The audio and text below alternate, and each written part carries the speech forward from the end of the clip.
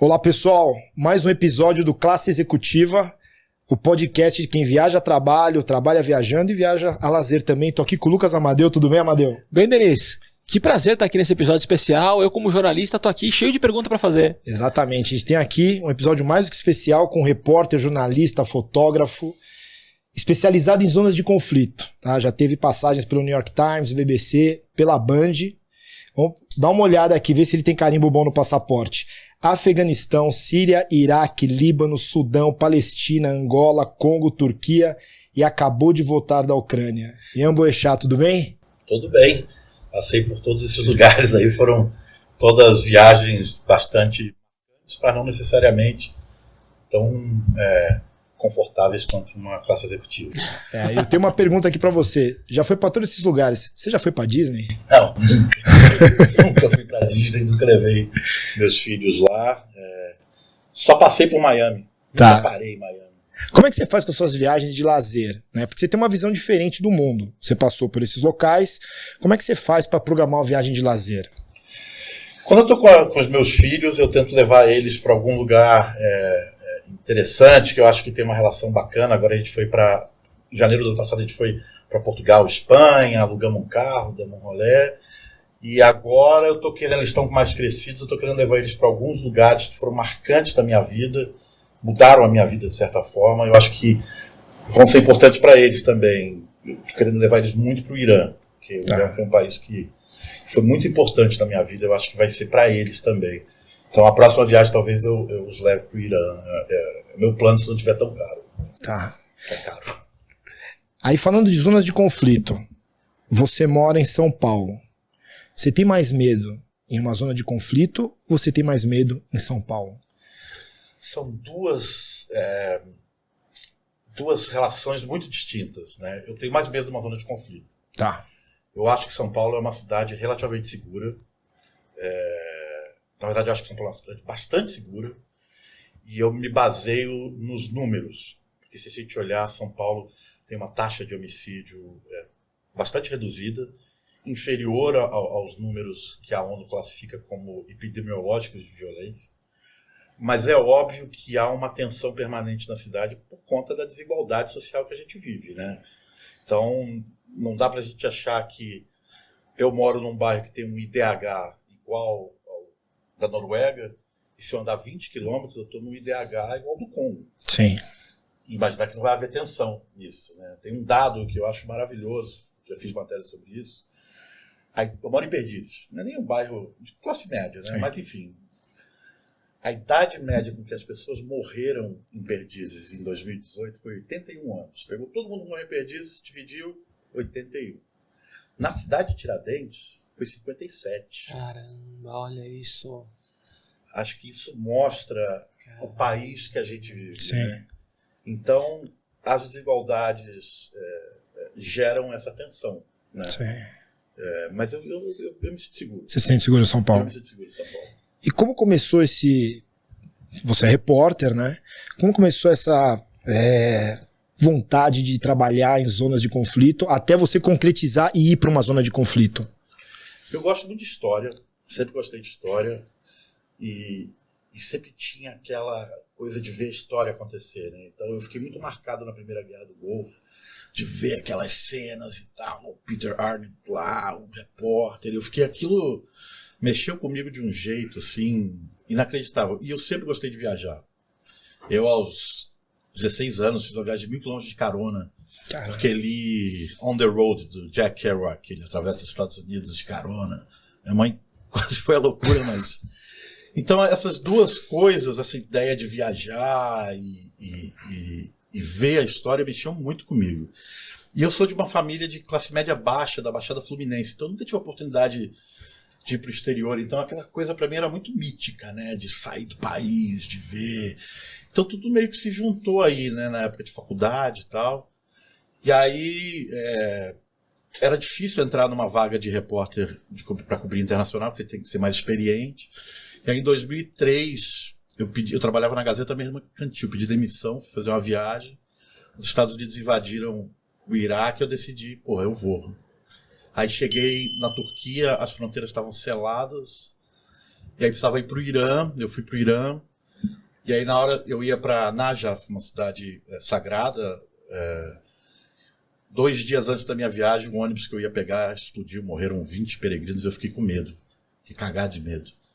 Eu estava com uma amiga e a gente falou, porra, vamos para o Afeganistão então, que agora está mais tranquilo lá. Aí atravessamos o deserto, conhecemos uma pessoa que deu as dicas. Aí eu saí de Mashhad, uma cidade iraniana, cruzei por terra num ônibus... Esses ônibus malucos. E fui parar em Herat, no Afeganistão. E fiquei mais de um mês lá no Afeganistão. Foi uma experiência, assim, muito especial e que me marcou, né? Aí eu queria só fazer isso na vida, né? Mas a realidade é difícil aqui no Brasil, porque o jornalismo aqui é uma indústria em eterna crise, né? E essas viagens são muito caras. Então, eu fui indo, né? Devagarzinho e tal. Voltei a ser repórter de economia, depois ser repórter de política. E quando eu tirava férias, eu ia fazer uma cobertura dessa. Quando você tirava férias, você ia pra guerra. Eu pegava a grana. Algumas férias, não todas, mas algumas férias. Nessa época eu era casado, então não era coisa tão simples assim. Mas às vezes eu tirava férias e ia com a minha grana e aí vendia, né? Para recuperar o dinheiro. Dificilmente vão pagar para você fazer uma viagem dessas. O veículo precisa ter muito interesse. Em geral, ele vai mandar um repórter que tem muita confiança, né, da casa. Hoje em dia nem manda mais ninguém, né, porque não tem grana. Então, eu comecei fazendo muito isso, de botar minha grana na frente. Até que, em 2016, quando as forças iraquianas foram retomar Mossul, o Estado Islâmico estava no auge, né, ocupava uma região do tamanho da Grã-Bretanha, e que se iniciou um processo de preparação para tomar essa cidade de 4 milhões de habitantes. Aí eu decidi largar tudo, peguei uma grana e fui morar no Iraque para acompanhar essa guerra, né? Aí foi um momento que eu falei assim, agora eu vou mesmo, porque... Mas foi assim, mas eu já tinha ido a vários outros lugares antes, né? Eu já tinha ido para Primavera Árabe, tinha ido para o Congo, para Angola, para o Líbano, para Cisjordânia e tal. Mas sempre nesse esquema. Agora é difícil a gente não falar do assunto da guerra da Ucrânia, que acabou de completar 1 ano, e que você tem vivido de forma bastante intensa, né? Você já foi para lá quantas vezes nesse período, desde que iniciou o conflito? Eu considero que o conflito começou em 2014. Mas agora, da invasão, né, da guerra total, eu fui... Dos 12 meses, eu passei 4 meses lá. E você está voltando para lá? Domingo agora. E aí, como é que você vê essa questão toda da guerra? Porque uma coisa é você ver o noticiário, você vê de forma resumida, você vê a história que se conta globalmente. Você que está vivendo essa guerra, quais são as principais diferenças que você enxerga em loco? Olha, eu acho que toda guerra ela é contada a partir de um viés maniqueísta, em que há um ator bom e há um ator ruim. É sempre a batalha do bem contra o mal. E vilão. Né? Se a gente for pensar de como você conta uma história, lá nos gregos, é isso, é o bem lutando contra o mal, ou seja, a injustiça. E toda guerra ela tem camadas e camadas e camadas de complexidade que matam essa história. E toda vez que você chega perto, você começa a perceber que as coisas não são tão bem assim. O conflito israelense-palestino talvez acho que seja o maior exemplo disso. Chega lá perto e fala, opa. Ou você estuda história. Eu acho que, na verdade, a história é a melhor maneira de você ver isso. Eu acho que houve uma agressão concreta da Rússia ao invadir a Ucrânia. Nós, depois do grande pacto feito em 1945, após a Segunda Guerra Mundial, a ideia de você violar a soberania de um outro país é uma ideia muito cara aos países ocidentais. Obviamente, eles têm feito isso o tempo inteiro. Eu ia comentar isso, eu ia perguntar isso. Fazendo 20 anos da invasão do Iraque, né? E foda-se a soberania iraquiana, né? Porque... Ou fizeram isso no Afeganistão 2 anos antes, fizeram isso no Vietnã. Enfim, é claro que tudo dentro de um pacote, dentro de uma maneira de contar a história. Sim. Né? Mas armas de destruição em massa, ou os barbudos do Talibã que querem acabar com o mundo, ou os sul-vietnamitas que estão pedindo ajuda, mas na prática é uma invasão territorial. Né? Então, acho que, claro, tem essa narrativa toda, mas tem, dentro do contexto histórico do que vinha acontecendo, essa era uma guerra prevista desde muito tempo, né? Por conta da expansão da OTAN e tudo mais. É claro que tem duas maneiras de você analisar qualquer conflito. Que é você estar lá e ver uma senhora sem as duas pernas, sangrando, e é impossível você não olhar pro agressor e dizer, porra, é um filho de uma puta de um agressor. Não sei se pode falar. Pode falar. Filho de uma puta de um agressor que veio aqui e matou essas pessoas. E tem uma maneira de você olhar ela sob um ponto de vista geopolítico, na qual você, de certa forma, desumaniza os impactos da guerra, né? Então, quando você mistura as duas coisas, dá errado, em geral. Porque tem uma carga emocional humana aqui que contamina essa parte aqui e essa parte que contamina a humana também. Então, eu acho que essa era uma guerra prevista, que podia ter sido evitada. Em especial, eu acho que o Ocidente pressionou muito. Esticou a corda. E que no final essa não é bem uma guerra entre Rússia e Ucrânia, né? É uma guerra. A gente está vivendo um momento de reorganização das forças. A gente está saindo de um mundo unipolar, em que os Estados Unidos dominam, para um mundo multipolar, em que a China começa a subir como uma grande potência, né? No final, na minha modestíssima opinião de repórter, eu acho que essa é uma guerra entre China e os Estados Unidos. E na hora que um disser acabou a guerra, acabou a guerra. Porque a Rússia precisa vender o petróleo para a China e quem está comprando é a China. Então, e os Estados Unidos estão abastecendo essa guerra, é importante para eles. Tiveram resultados muito bons, conseguiram trazer a Europa para o colo de novo. Sim. Conseguiram separar a indústria de alta tecnologia alemã da chinesa, que estão se aproximando muito. É uma guerra, eu acho que a Ucrânia é só o palco de um conflito de dimensão maior. Infelizmente. E você que esteve lá e conversou com pessoas dos dois lados, fala-se muito aqui, né, da narrativa da Rússia, que diz que tem núcleos neonazistas e que tem toda uma ameaça que eles têm também contra o território russo. Como é que você vê isso? Eu acho que as narrativas, em geral, são falaciosas, né? Elas são mentirosas numa guerra, porque você precisa fazer uma narrativa muito simplória para poder fazer com que as pessoas entendam o nível de agressão que você está colocando, né? Então, não adianta você querer fazer uma comunicação muito complexa, porque as pessoas não... Peraí, tu vai soltar bomba na cabeça das pessoas por causa disso? Que porra é essa? É muito mais fácil dizer que tá cheio de nazista, eu consigo fazer uma conexão direta com o que nós consideramos o mal absoluto, que foi o nazismo, né? Sim. E aí eu encontro uma explicação. É fácil você fazer isso. Eu acho absolutamente inverídico e injusto dizer que os ucranianos são nazistas ou neonazistas. Obviamente, há elementos neonazistas na origem da crise de 2013 e 2014, com a ascensão novamente de personagens estranhos da história ucraniana, em especial o Stepan Bandera, uma visão do oeste da Ucrânia, que na Segunda Guerra Mundial esses caras se aliaram ao Hitler, mas não se aliaram ao Hitler porque imaginavam que a raça ariana era melhor, se aliaram ao Hitler porque viam o exército alemão como um libertador de um governo opressor, que era o governo soviético naquele momento, né?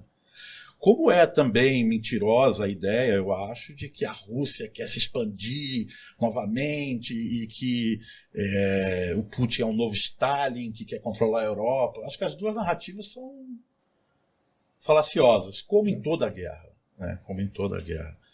Então, eu entrevistei o embaixador russo agora recentemente, eu fiz uma pergunta para ele, vocês falam que vocês querem salvar o povo russo. Só que a guerra na Ucrânia está acontecendo exatamente onde só tem povo russo. Pouca gente fala ucraniano onde a guerra está acontecendo. Então a Rússia está atacando aquele que ela promete defender. Né? Que está se virando contra ela, inclusive. Que está se virando contra ela, que eu acho que essa é a parte interessantíssima e pouca gente se deu conta. 2 dias antes da invasão, né, eu estava em Kharkiv. Kharkiv é a segunda maior cidade da Ucrânia, fica a 30 quilômetros da fronteira com a Rússia. Não tem uma pessoa ali que não tem um parente na Rússia. Não tem. Aquela fronteira que está ali, para eles, é literalmente um desenho no mapa. A relação é simbiótica entre os dois. Ninguém entende aquilo ali como fronteira. E se você falava com as pessoas na Rússia, as pessoas tá maluco. A gente é russo. Acho que o cara vai botar uma bomba na nossa cabeça. Nem fudendo. Aí fui na prefeitura, pô, vocês estão abrindo os abrigos nucleares, porque essa região toda você tem assim os conjuntos de prédio e as praças centrais, embaixo das praças são abrigos nucleares. Porque essa região é uma região muito militarizada durante a Guerra Fria. Aí os caras, imagina, para que abrir abrigo aí? Não precisa disso não vai ter nada, vocês estão viajando. 2 dias depois... Então, de certa forma, o Putin conseguiu unir a Ucrânia de uma maneira que o Zelensky nunca conseguiu. Entende? Porque as pessoas ficaram assim, caraca! Eu estava entrevistando uma mulher agora, 3 semanas, numa cidade chamada Kupiansk, que ela está sendo cercada pelos russos, né? Então é bombardeio o tempo inteiro e tal. Aí estava entrevistando a mulher e a mulher ela estava num centro de distribuição de comida e ela queria ir embora. Aí ele conversa, aí de repente ela cai em choro, né? E começa a falar para ela mesma. Eu nunca esperei que isso fosse acontecer. Como o Putin pôde fazer isso comigo? Sentiu traída. Sabe? Muito interessante isso assim. E ainda falando nessa questão de figuras, né? Porque a gente não tem como isolar as figuras da guerra. Tem o Putin, mas tem o Zelensky. E o Zelensky, ele, no começo, ele foi tido como um herói, alguém que está defendendo o país dele, que está à frente da população, que se manteve trabalhando, mas teve aqueles, talvez, exageros, ele saiu na Vogue, a história da mulher dele. Como você analisa a figura do Zelensky? O Zelensky, antes da guerra, era um cara mal visto na Ucrânia. Tem aquele passado de comediante, e muita gente achava que ele estava se aliando, principalmente nessa região onde acontece a guerra. É preciso lembrar que a Ucrânia não é um país homogêneo. É um país bem heterogêneo, com uma parte da população que não fala ucraniano, uma outra parte da população que odeia a Rússia, uma parte da população que viveu gerações para trás sob não só domínio, a cultura russa, né, cara? Essas Odessa, cidades são russas, em sua essência. E uma parte lá do oeste que é anti-Rússia, né, que é muito pró-ocidental. Então, nessa parte onde está acontecendo a guerra agora, as pessoas viam o Zelensky como um cara que, porra, vai arrumar confusão com a Rússia, cara. Esse gigante aqui, nosso irmão, esse cara louco, ele é um puppet do Ocidente, ele era visto muito assim, e um cara sem capacidade de lidar com o Putin, por exemplo, que é visto como um profissional da diplomacia, um puta líder mundial. Eu acho que esse primeiro ano de guerra transformou a imagem do Zelensky profundamente, inclusive dentro da Ucrânia, sabe? Ele, como eu disse, eu acho que o Putin conseguiu unir a Ucrânia em torno dele, e ele mostrou uma resiliência muito grande em ficar em Kiev. Naquele momento que ele fica em Kiev, eu acho que é um momento central nessa narrativa desse personagem que vai emergir depois, entende? Pô, eu tava lá, cara, e vou te dizer, era assustador. Eu, olhando hoje, me considero um idiota. Mas no segundo, terceiro dia, eu e alguns repórteres, a gente foi para a Praça Central esperar os tanques. A gente achou que isso ia acontecer, né? Eu jurava que isso ia acontecer. Como esses caras vão segurar? Conquistar Kiev? E a ideia toda, não, porque as forças especiais vão chegar no Palácio Presidencial e vão matar. Tomar poder. E ele ficou. Eu acho que isso foi um lance importante. E ele mostrou uma desenvoltura muito grande em lidar com esses líderes mundiais. Sabe? Certo. Então acho que ele mudou. A história vai dizer no futuro que papel ele vai ter, né? Se ele vai ter um papel de um grande líder ou se ele vai ter um papel de um idiota que tentou desafiar a Rússia acreditando que o Ocidente ia salvá-lo. Acho que nesse momento ele está se mostrando um líder no qual tem tido um apoio ocidental importante, né? Eu acho que ele se saiu muito melhor do que muita gente esperava. Do cenário de guerra, muita atrocidade, né? Qual que é a maior, não falando só de Ucrânia, que você viu assim, que você falou, isso aqui, você não acreditou que estava acontecendo. E como você faz pessoalmente para não deixar isso gerar algum distúrbio, não sei se é possível em você, né? Algum trabalho psicológico, alguma coisa. Então acho que são 2 perguntas em uma, né? Qual que foi a coisa mais marcante que você viu e como você faz para desvincular o trabalho do repórter do ser humano, né? Que é difícil. Nesse do impressionante, acho que tem 2 coisas. No começo, quando você vai pela primeira vez e você vê as coisas acontecendo, você fala assim, caralho, parece um filme, cara. Parece um filme, sabe? Um tanque disparando, os caras combatendo. Eu meio que... parece que eu já vi isso aqui, sabe? Parece um filme. Avião descendo, soltando uns pundinos. Caraca. Então parece que você não tá nem ali, sabe? Uma coisa meio, porra, surreal. Depois, inclusive hoje, o que mais me impressiona é a capacidade de você se adaptar à guerra, de como a vida continua. Entendeu? Principalmente no Iraque, Mossul foi uma guerra muito violenta e que avançava-se muito pouco, sabe? Assim, uma rua, um quarteirão, aí ficava semanas lutando para. E aí, quilômetros para trás aqui, o mercado estava aberto. Sabe, é impressionante como a gente é capaz de se adaptar a essas coisas, né? Agora eu estava lá perto de Bakhmut, que quando está tendo muito combate, tinha um cara vendendo peixe na beira da estrada, peixe defumado, 0 grau, ele estava ali, que bomba passando. E na hora que você está ali, você também acha normal. É um piro aí. Esse lance de tocar a gente, eu cheguei a uma conclusão meio estranha. Eu acho que nós, seres humanos, a gente viveu na barbárie durante tanto tempo e a gente vive num hiato de não barbárie há tão pouco tempo que a gente tem uma marca no nosso DNA, no nosso gene da barbárie. E você se acostuma. Eu te contar uma história que foi a que me deu esse... Eu estava em Mossul já há alguns meses e estava voltando do front. Eu ficava numa cidadezinha 50 quilômetros distante do front, onde os jornalistas ficavam. Aluguei uma casa, morava lá. Aí tava voltando, cara, a gente passando de carro, em um poste, tinha um esqueleto, assim, daqui pra cima era um esqueleto, igual desses de escola, sabe? Sim. E da parte de baixo pra baixo, aqui tinha uma calça, um pé e tal. Aí eu falei, caralho, botaram um esqueleto de escola. E o cara tava meio que como se fosse enforcado. Pô, botaram o cara ali. Não, o que é aquilo? Vou voltar. E voltando. Aí essa figura estava descarnada. Tiraram os membros e descarnaram tudo. Só tinha o esqueleto. Eu lembro os nervos oculares estavam aqui assim, né? E a parte de baixo estava linda.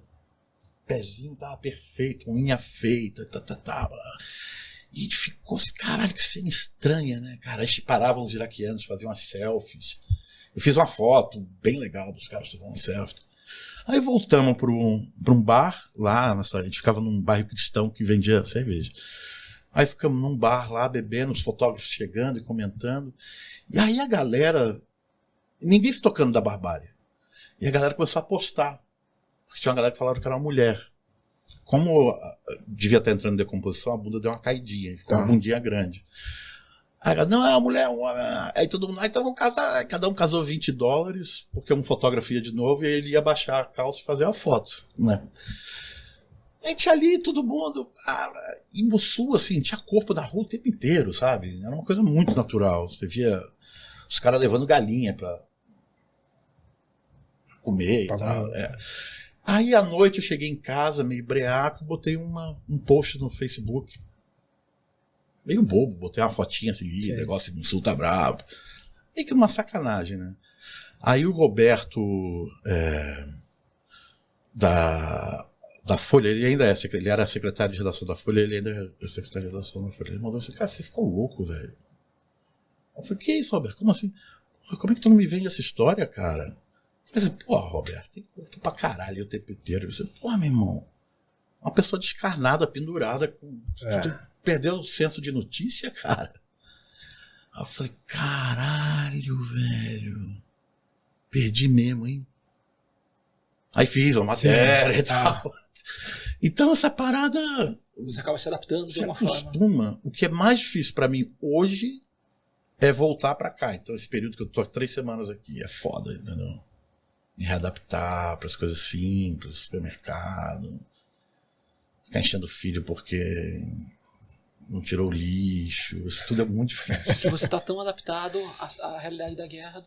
Sei lá, que você fica assim, eu fiquei 2 meses quase agora, né? Então você tá 2 meses dirigindo ali a 140, aí de repente entra na Sumaré ali a 50, entendeu? Aí para o sinal e você fica louco, né, cara? Agora é doido. É doido. Mas é de fato. E aí acho que outro ponto, porque é muito bom falar com alguém que de fato tá lá e que vive tudo isso. A pergunta que eu me faço muito, e acho que muita gente se faz a Rússia, aparentemente, quando começou a guerra, a gente achou que era uma guerra de dias. Sim. Que não teria como durar tanto, porque ele tem lá o botão, ele aperta se ele quiser o botão nuclear ali, e o negócio acaba. Não sei se faria isso por conta da resposta americana, enfim, mas ele teria um armamento capaz de acabar com aquilo muito rápido, e isso não se mostrou verdade, ou ele não colocou em prática. Como é que você vê isso? Cara, eu acho que essa é a grande pergunta dessa guerra. O que aconteceu? Porque a gente imaginava a Rússia como uma grande, talvez a segunda maior potência militar do mundo, né? Desproporcional completamente. Só rivalizando com os Estados Unidos, nem com a Europa, né? Porra. E eu também acreditei nisso. Quando começou a invasão, eu tava lá no leste, em Donbass, falei, cara, vou voltar para Kiev. Eu quero ver Kiev cair, né, cara? Vai cair. E não caiu. Eu acho que mais do que a força ucraniana de resistência, e é verdade isso, porque os ucranianos realmente foram de uma coragem e de uma entrega, cara. Foi uma guerra existencial, é uma guerra existencial para eles, né? Diferentemente dos soldados russos, que não entendem direito o que estão fazendo ali. Mas eu acho que o grande que ficou desse primeiro ano é não quão bem a Ucrânia foi, mas quão mal a Rússia foi, né? Eles foram muito mal. Além de não conseguirem subjugar a Ucrânia, eles não conseguiram nem manter territórios que eles conquistaram. Kharkiv, Kherson. Eu sinceramente, eu ainda até hoje não consegui encontrar uma resposta disso. No começo eu achava que era uma questão estratégica. Não sei dizer. Pode ser que seja estratégico. Pode ser que seja bom para o Putin manter esse estado de coisas, já que ele encontrou um caminho para se financiar via Índia e China. Pode ser que as forças armadas russas sejam realmente ruins, ou havia uma fantasia ali, entendeu? E a corrupção minava essa fantasia. Mas eu vou te ser sincero, não sei. Eu compartilho do mesmo espanto. Agora, você sempre fala que não é uma missão suicida. Você não é um suicida, os repórteres de guerra não são suicidas. Mas dá medo de morrer? Algum momento você olhou ali e falou assim, eu acho que o que eu tô fazendo aqui? Podia estar na Disney. Dá medo de morrer pra caramba. Dá medo de se machucar. Mas, em geral, esse medo tá antes, né? Então, eu tinha ido pra Ucrânia a última vez em julho, eu acho. Eu fiquei um tempão sem ir agora. Fim de janeiro. No dia anterior que eu fui pro front, eu fiquei tenso, cara. Tive dificuldade de dormir. E eu me perguntava assim, por que eu tô tenso? Eu sei como é que é, mas ainda assim eu tava tenso. Dá medo. E dessa vez um amigo meu morreu. Então acho que isso te aproxima mais, né, da coisa. Jornalista também. Ele é um paramédico que eu conheci no Iraque. Ele morreu em Bakhmut, sei lá, 3 dias depois que eu tava lá. Então aquilo te aproxima da morte, né? Não, eu tenho medo. E eu sou um cara mais medroso do que a média dos colegas, sabe? Eu acho. Mas por que? Assim, tem algum fator? Não, eu acho que tem uma... Acho que as pessoas põem um monte de nome nessa coisa, né? De coragem, de desprendimento. Você pode criar vários nomes, né? Eu tenho mais medo do que muitos colegas meus. E tenho menos medo do que outros colegas também, né?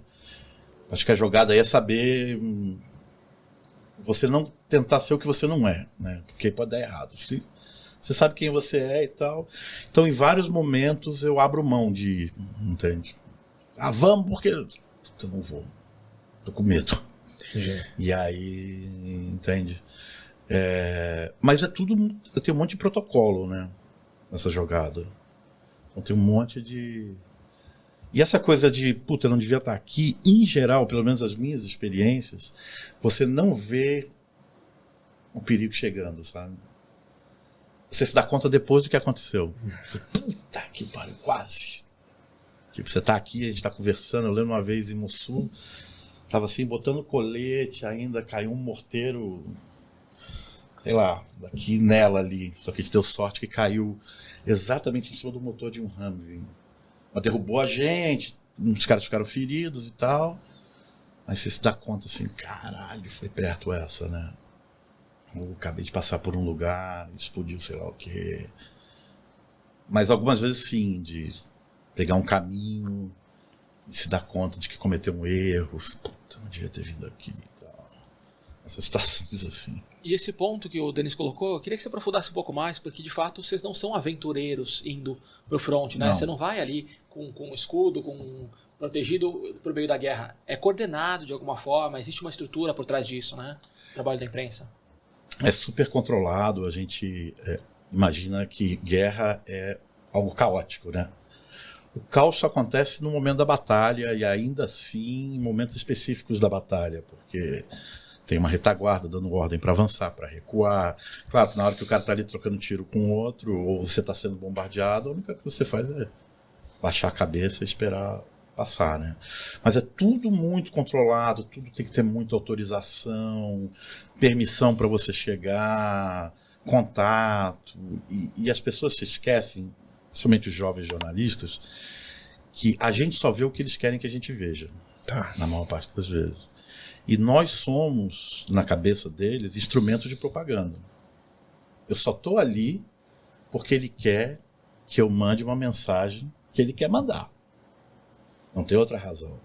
Então, em geral, quando você está do lado não agressor, é mais fácil o acesso.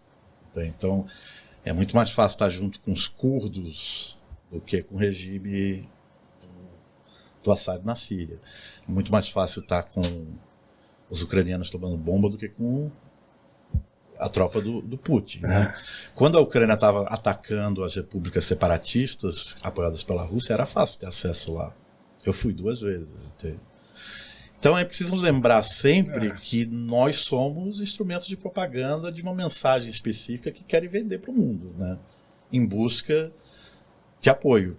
É igual a invasão de presídio, né? Quando a polícia vai entrar, eles falam que a gente quer a imprensa aqui pra ver o que vai acontecer. Daí você quer estar do lado que tá sendo atacado. Exatamente, porque... E a polícia não quer deixar porque ela vai esculachar, né? Então tem isso, é preciso ter isso muito em mente, entendeu? Entender que eu tô aqui porque esse cara quer que eu esteja aqui. Se ele não quiser, eu não vou estar. Agora vai começar uma contraofensiva ucraniana, provavelmente, quando a lama secar. O acesso à imprensa vai ser foda. Vai ser super difícil. Por que vai acontecer? Eles vão atacar território ucraniano, ocupado pelos russos, onde está cheio de civil, vão destruir coisa pra caralho, vão matar gente pra cacete. Eles não querem dizer que eles fizeram isso. Eles vão dizer que eles fizeram isso, que é óbvio, porque não há o que fazer também. Você está no território ocupado, você tem que fazer isso, né? Mas, para a opinião pública, é difícil uma pessoa dizer, eu estava aqui, as tropas ucranianas me bombardearam, perdi 2 pernas. É difícil para as pessoas conseguirem... Não tem outro jeito, vai ser isso, né? Mas para a opinião pública, que está vendo um lado só muito bom e o outro muito ruim, dá meio faz um barulho estranho, né? Brasília. Você esteve em Brasília ali no começo do ano? No 8 de janeiro, não, eu fui na posse. Você foi na posse? Puta, mas eu segui, cara, os bolsonaristas. Eu fiquei tão chateado porque eu fui pros acampamentos, vários acampamentos, sempre esperando esse dia. Gastei dinheiro. É o jornalista, né? Tá no sangue, não tem jeito. Fui pra Brasília no 15 de novembro, gastei uma puta grana, não consegui vender matéria nenhuma. No dia quente eu tava em casa. Você tava em casa. Me arrependi de não ter ido no outro dia de manhã cedo, mas acabei ficando em casa e aí acabei trabalhando de casa. Entrei lá na cobertura do New York Times e fiquei alucinado lá com eles, mas não fui. Você não foi? O que te impressionou em Brasil? Falando de Brasil, que você cobriu, que você falou, pô, isso aqui me impressionou. Me impressionou muito o que aconteceu pós-eleição aqui no Brasil, com a massa indo para os quartéis pedir um golpe militar. Fiquei muito impressionado com isso. E muita gente fala, porque teve financiamento, teve isso, teve aquilo. E um monte de gente que não vai a lugar nenhum, fica de casa, né? Só postando ali. Enfim, ele cria uma ideia e aí ele dissemina essa ideia, né? Eu fui várias vezes, eu fiquei muito impressionado de ver que havia uma organicidade na coisa, de pessoas... A tiazinha que saía lá de Pirituba para levar uma salsicha, sabe? Sim. Uma coisa assim. E fiquei muito impressionado com de como as pessoas estavam descoladas da realidade, entendeu? Em que a gente só consegue estabelecer um diálogo quando a gente concorda em alguns termos muito simples, né? Do que é guerra, onde fica a Europa. E ali parecia que as pessoas estavam realmente desconectadas, sabe, da realidade. E fiquei muito impressionado com essa coisa, com essa ideia cristalizada de que a democracia já não é mais a melhor solução. É um caminho, entendeu? Que é possível fazer uma ruptura para poder atingir os seus interesses. Eu fiquei muito impressionado com isso. E acho que a gente vai ter um futuro complexo aí no Brasil nos próximos anos. Eu queria voltar ainda para a Ucrânia, porque é um assunto que continua quente, claro, continua acontecendo, até porque você está voltando para lá de qualquer forma, né?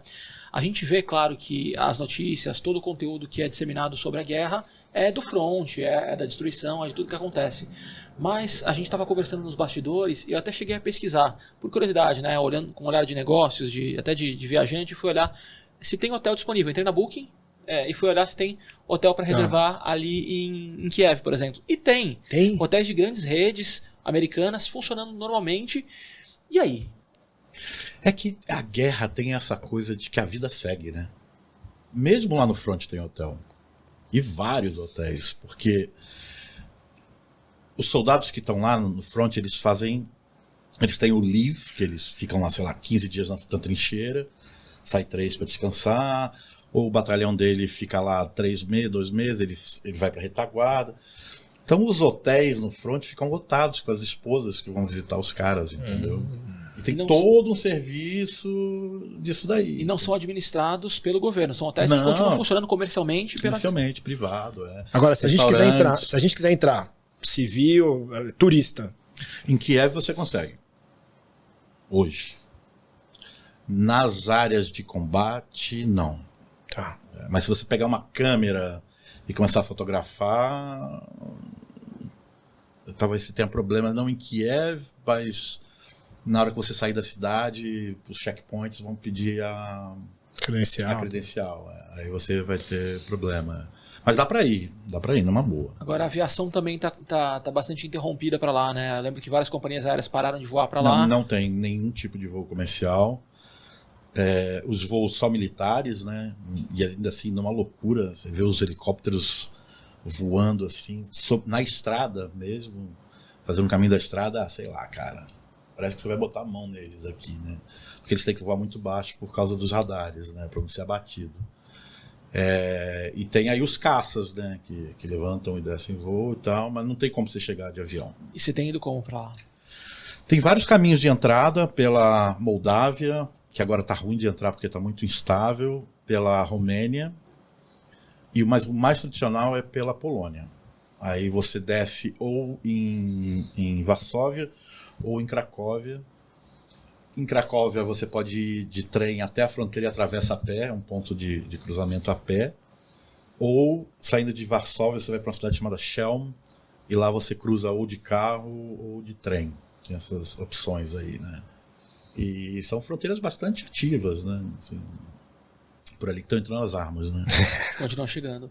Agora, queria até uma reflexão sua, porque a gente sempre trata a guerra como o grande erro da humanidade, né? Enquanto tem gente passando fome, países na miséria, milhões e bilhões, na verdade, de dólares são gastos para manter guerras e para dar continuidade a esse tipo de processo.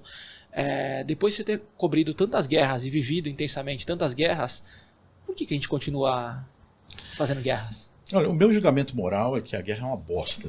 Acho que não tem nada pior do que a guerra. Tem um filósofo grego chamado Píndaro que diz que a guerra só parece doce para aqueles que não a experimentaram. Eu acho que essa é uma verdade muito importante. Assim. A guerra é uma merda. Não tem glória, não tem nada.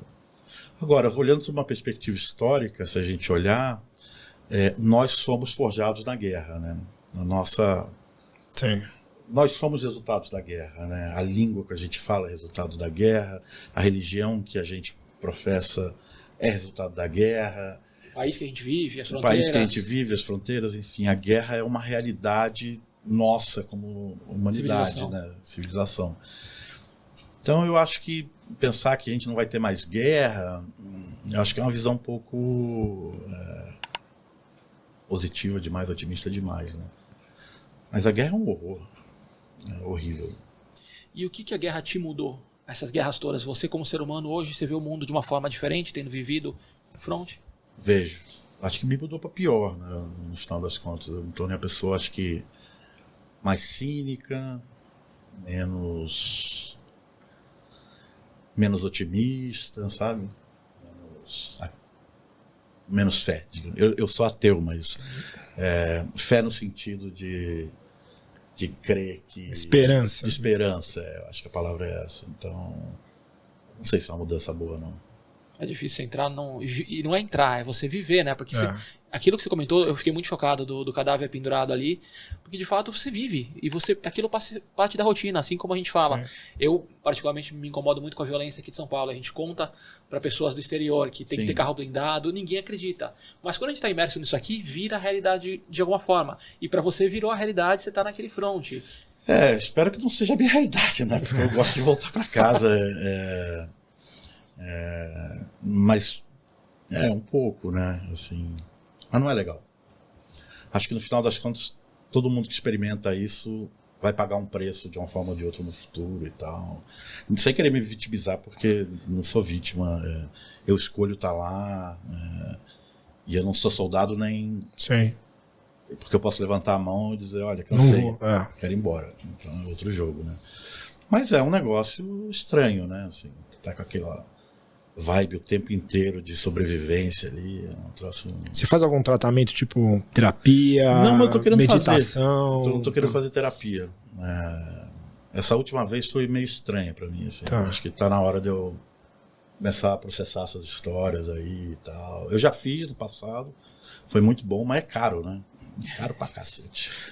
Eu vou te passar umas indicações depois, tem mais barato. Mas você vê como é que Jornalista é um pobre coitado, né? de prioridade do ser humano, né? Pegar dinheiro e ir pra guerra tá tudo bem. Agora, fazer uma terapia. Tem que se cuidar, Ian, tem que se cuidar. Não, claro, sem dúvida. Não, eu tenho consciência disso. Eu acho que tudo isso tem impacto e é preciso se cuidar, sim. Eu sei que é difícil falar nesse aspecto, né, Ian? Porque ser jornalista, o jornalista ele meio que sai da figura do ser humano e encarna ali o profissional. Mas você tem família, você tem filhos. Como é que eles veem esse teu... É quase que um hábito, uma rotina de frequentar eu acho guerras. que eles meio que acostumaram, assim, eles têm muita confiança de que eu sou profissional, que eu não sou maluco, sabe? Que eu tomo cuidado e tal, mas eles sabem que as coisas podem dar errado, né? Eu tenho um filho de 17, que é super tranquilo, e uma filha de 9, que agora tá ficando mais tensa, digamos assim, com isso, né? Mas como eu já fui tantas vezes e voltei, então acho que pra eles é um... Mas sabe o que é engraçado? Eu conversei com você por WhatsApp. Eu falei, olha, você pode ir? Ele falou assim, eu tô indo pra Ucrânia, quando eu voltar, me deu uma sensação ruim por você assim. Eu falei, o que eu falo? Não vou falar meus pesos, porque é o trabalho dele, não vou falar, eu fiquei, boa sorte. Eu fiquei pensando, putz. E ele fala como se tivesse indo pra Disney, eu fiquei né? preocupado, eu tava acompanhando o noticiário, eu falei, nossa, o que será, né? Porque isso dá uma impressão de, né? Mas, de novo, acho que a gente que é jornalista profissional tem muito protocolo de como agir, do que fazer. Por exemplo, eu não fico em hotel que tem militar. Isso é uma regra zero pra mim, entendeu? Eu vou pra um apartamento, ou quando a artilharia tá muito ativa, eu não vou, entendeu? Então, tem vários protocolos, né? E eu tenho alguma experiência, então eu diria que é mais azar, às vezes, de acontecer alguma coisa, do que uma coisa mais deliberada, assim, né? Eu não sou um cara que estou me colocando em risco. Claro, você está lá, você está em risco, sim, mas não o tempo todo. E você tal. não é um aventureiro. Não sou um aventureiro, eu sou profissional. Exatamente. E eu saio de casa todo dia. Meu objetivo é voltar para casa. Eu estou fazendo cálculo o tempo inteiro, assim, vou para casa, vou para lá, tá, um mapa, sabe? Que dá um trabalho do cacete. Imagina. E quando essa guerra termina, na tua visão? Tendo vivido tanto, e porque além de ter vivido as guerras, você conhece muito de história, acho que é um elemento chave nesse processo, né? Essa guerra acaba ou vai ser daquelas guerras que duram décadas? Acho que depende de Estados Unidos e China, de como eles vão achar que eles podem sangrar o outro, até onde eles podem sangrar o outro, né? Não sei dizer, na verdade. Acho que para a Rússia, ela está muito próxima de atingir os objetivos dela, militares e tudo mais, mas acho que não cabe à Rússia definir quando essa guerra acaba. Acho que cabe a outros atores, entende? Não sei. E a Rússia sofreu várias sanções, né, do Ocidente. Eu lembro que foi uma sequência de notícias de empresas que estavam se retirando de lá, e investimentos sendo cortados. Por que isso não foi decisivo para acabar com a guerra? Porque a gente tende a achar que o Ocidente é o mundo. É o mundo, né? E tem um outro mundo gigantesco aí, né? E esse outro mundo não necessariamente concorda com o que Washington e Bruxelas decidem, né? Então, quando fala a Rússia está isolada do mundo, mas que mundo? Está isolada da Europa, mas porra, tá fazendo negócio com o Brasil pra caralho, tá vendendo petróleo pra China e pra Índia pra cacete, vendendo fertilizante para todo mundo agrícola, enviando trigo, a ONU comprando trigo deles para poder, entende? Tem um outro mundo aí, né? Então eles conseguiram dar esse bypass. E isso acho que fortaleceu muito eles, né? Tudo bem, talvez não tenha a Apple para comprar numa loja da Apple, mas tem Apple chegando pela China, entendeu? Então, acho que esse foi o fator importante nesse jogo todo, né? Para seguir, a guerra segue por causa disso, né? Legal. Tenho, antes até de encerrar, uma pergunta de um destino que eu gostaria de ir, você foi, Chernobyl. Como é Chernobyl? Cara, é um lugar muito interessante, porque ele é um lugar que parou ali, né? Ali parado e incrivelmente bem conservado. Agora tá difícil, eu estive lá agora, faz um mês mais ou menos. Mas agora só entra com credencial militar e tá muito tenso lá, porque a gente está a 10 quilômetros da Bielorrússia e foi por ali que os russos vieram para chegar até Kiev, né? Eles cruzaram por Chernobyl. Mas é um lugar estranho, né? Sinistro, assim. Você fez os exames depois para saber que estava tudo ok? Uma máquina lá, soviética, fuleira, fez um barulho. Não é a menor ideia, mas acho que tá suave. Tá tranquilo. O que ficou louco é que os russos cavaram ali, fizeram trincheira, né? Então dizem que isso pode ter dado problema para eles, né? Tem várias trincheiras. Ali não pode, né? Que mexeu num solo que tá muito contaminado. Tá contaminado ali. Você não pode mexer em nada. Mas é muito legal, porque mesmo na floresta você não pode nem tirar as árvores, né? Então elas estão caídas. Tem animal pra caramba, cervo. Bem interessante. Vale a pena. Quando liberar tudo, eu vou ver se eu vou pra esse... Vai se divertir. Vamos fazer aqui um bate-volta, né? Que a gente chama de bate-volta. Faço uma pergunta e você responde. Próximo destino? Ucrânia. Destino dos sonhos.